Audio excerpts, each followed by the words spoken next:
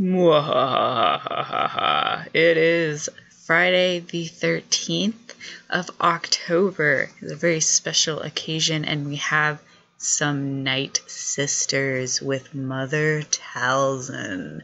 So the Nightsisters have been reworked. They've gotten some tweaks, and we have a new leader. So let's kick it off with the long-awaited Mother Talzin. First off, let's talk about how awesome she looks. She looks just huge. She's like this intimidating, daunting presence, and she just looks, the dress, the cape thing just looks massive. I love it. So her basic, I don't even know how to pronounce this. I-Core, I think it's I-Core. I'm gonna say I-Core. I-Core Lightning. So this is, her basic is kind of like a combination between Zeta's, so Zeta Vader's damage over times plus Palpatine's basic.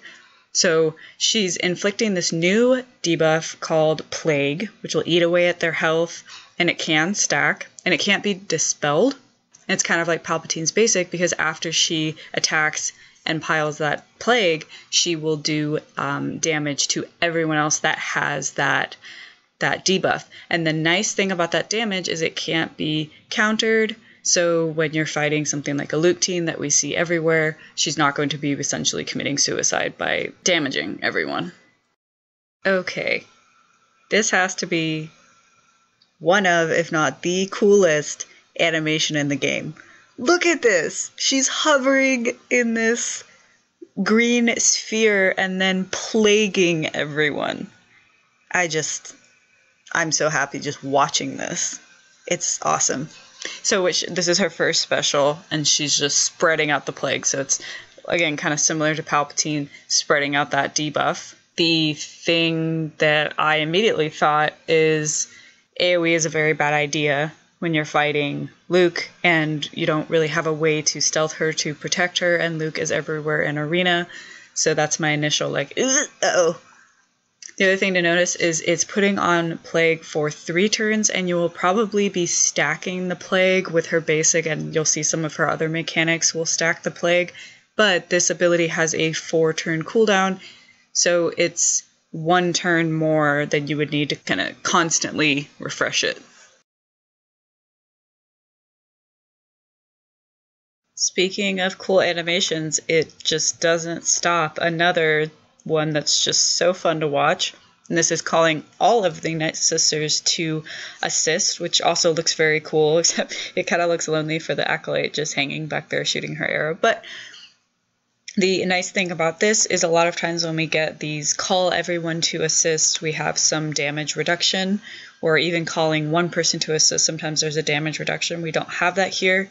So if the Nightsisters are being reworked to hit harder, which we'll see in a little bit, if that's the case, then this is more likely to kill, and when it kills, then it revives every Nightsister at full health.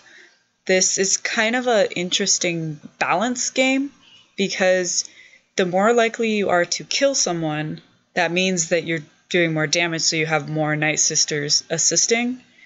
But that means that you have less to revive. So the more likely to kill, the less you have to revive. So it's kind of, I feel like this might be something to use in the middle of a battle to kind of give yourself a refresh.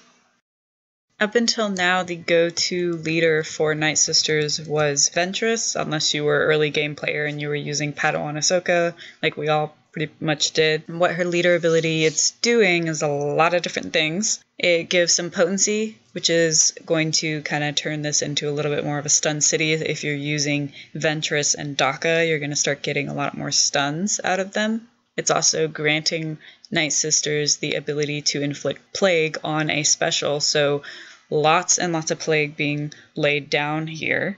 And it does have a little bit of Luke's Zeta lead in it, without the Zeta, where someone resisting a debuff gives them more turn meter. And what I'm wondering as we're looking into the Nightsister reworks is, does it look like the Nightsisters have more chance to inflict debuffs than Rebels will have? So her lead having that component in it is more useful than Luke's, because apart from Old Ben, there aren't many Rebels that do a ton of debuffs. Except maybe, I guess, Cassian would also be the other one, but you're not using Old Ben with Cassian. So the other component of this, it has a Zeta. So the leadership works on Nightsisters when they're using their special. The Zeta will work on when they use their basic. And it's basically turning this into a crazy revive party where it's similar to territory battles a little bit, where with the Hoth brothers or Luke, when they die, they immediately revive, and if you don't kill someone, they die again. This is kind of what's happening. The one unique plague bearer, obviously, since there's plagues everywhere, it's having enemies put plagues on each other. So she can put plague. Her leadership has Nightsisters putting plague, and then her unique is having enemies put plague on each other. So this is just literally just spamming plague everywhere. The Zeta will give her turn meter whenever anyone falls below half health, and if you remember her first special, it will ignore protection, so it'll get them down to half health much faster. Another tune that this might synergize well with is Talia, since she's kind of draining her health a lot and trying to get it back. Her health is fluctuating a lot.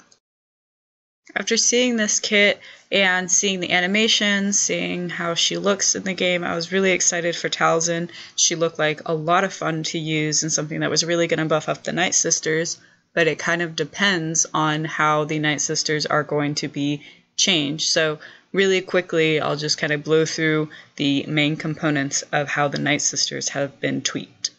What I like that they did in the forum post for the kits is they highlighted in a different color the things that have changed, so I'm going to follow that trend, and the orange text is going to be new changes or additions.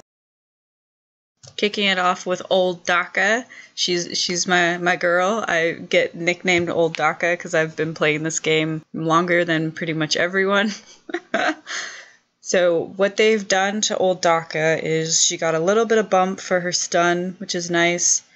There's essentially more revivals happening more often. Her leadership is still pretty useless. She does get a Zeta that's kind of building as the battle goes on. She's progressively getting harder to kill, which is annoying because she's reviving everyone. She's also progressively going to give more health to those revivals.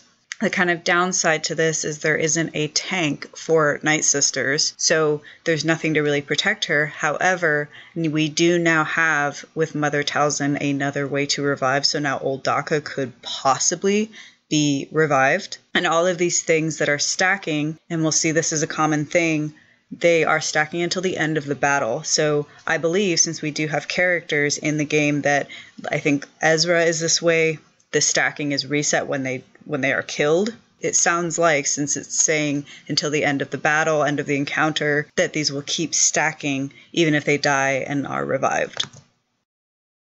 Centrist, one of my all-time favorite characters. I used her for way too long in the game because I like her so much. I was more excited for her than anything in this rework, and unfortunately she's probably the most disappointing part of the rework. But there's a lot going on here. Things that I noticed. The exact same basic. The basic isn't even listed, so I'm assuming it's staying exactly the same. So the stun is going to stay the same. She still has her AoE Dispel, which is very useful. I have used it in some clutch moments in Galactic War or what have you. Very good versus R2-D2, very good versus Chase, which those are both very prevalent in Arena still. Her Endless Wrath AoE attack. I always loved using it, especially in Galactic War, but it just wasn't enough, and they added defense down, which doesn't really seem like much. I feel like that's kind of one of the parts that just kind of needed a little bit more. Again, she has some stats stacking, and again, it says the end of the encounter, not defeat. So even if she dies and is brought back, it should still be stacking. And if you look at her reworked unique, It's basically designed to work under a Talzin lead, but the lead for Talzin needs to be Zeta'd.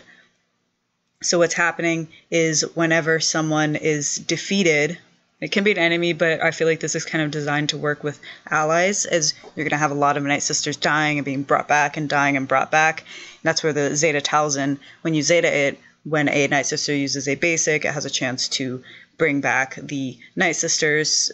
So lots of revivals going on.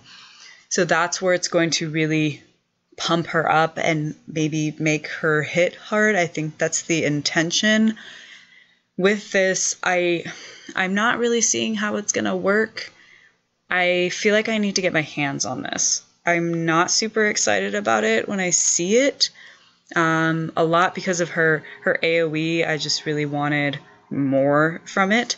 But this is one where I'm not seeing it. I need to get my hands on it. Talia, the early game player's best friend, one of the rare dark side healers. She almost got the short end of the stick on here. She's still not super great once you get later in the game. Her basic, it's now saying Nightsister allies will recover health. I'm hoping that includes herself, because if she's not healing herself on her basic, that's just awful. So I'm assuming it means her and everyone. She now has a mass cleanse. That's nice. Mass cleanse is always great. And I think there might be one other kind of solo cleanse, but she's the only way to mass cleanse the Nightsister team. If she has a full squad, she will be gaining 60% turn meter on her special. And then she's kind of similar to Jedi Counselor now with her second special, where you don't really have to choose between damage and health. You can get both at the same time, since if she needs health, she'll go ahead and immediately use her basic to heal herself, and if not, then she'll do much more damage. Acolyte. For a long time, I have adamantly stated that the worst tune in the game was Nightsister Acolyte. Not Cup, not Ugnaught, not Mob Enforcer, not Eth Koth. It was Acolyte. But now I've lost that claim, so now I need to sit down and think about, okay, well, now who's the worst tune in the game? But I'm glad she's finally getting some love. So it's looking like she's going to hit way, way harder. She's kind of that side cleanse that I was talking about, but not a mass cleanse, just kind of a little one on the side. She can get up to 200% crit damage, so wow. And now, because she's hitting so hard, she's always had a mechanic where nice things would happen if she would have a finishing blow. But the finishing blow was so unrealistic because she couldn't hit hard. So now that's actually a possibility. And the benefit from her finishing blow, it looks a lot better.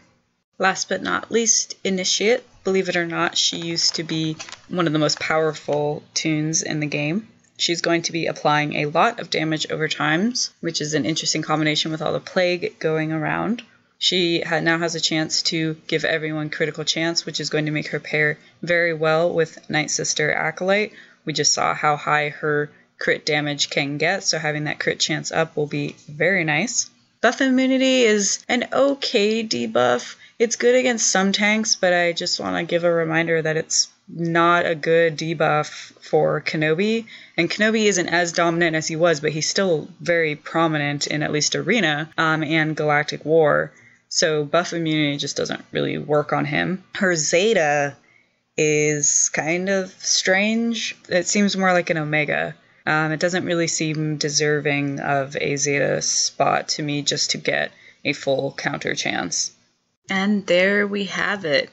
So we have the reworked Nightsisters. We have Mother Talzin finally in the game. I am really excited to get my hands on them and try them out in different parts of the game. I don't see them doing super well in Galactic War because your tunes shouldn't be dying that often in Galactic War. Maybe their survivability, just be having so many revives, will come in handy. That's a possibility that I really want to look into. I'm not sure they'll be able to compete in the top arena. They definitely look fun, and that might be worth it, but to really compete in arena, not sure. Luke is pretty dominant, and it's going to be hard to poke a hole in his reign. Where I think they might shine is when we get our dark side territory battle, because all of these effects that are stacking will stack for a very long time, and they can just keep coming back, keep reviving, and these enemies that we've been seeing in territory battles have a ton of health, so being able to chip away at that with Plague might be very nice. So whenever in the future we get that dark side territory battle, I would love to see what they are capable of. Let me know what you guys all think, and stay tuned for my what's the new worst tune in the game video, and hopefully I can get my hands on these Nightsisters and post some footage soon. I will talk to you guys later. Mwahahaha.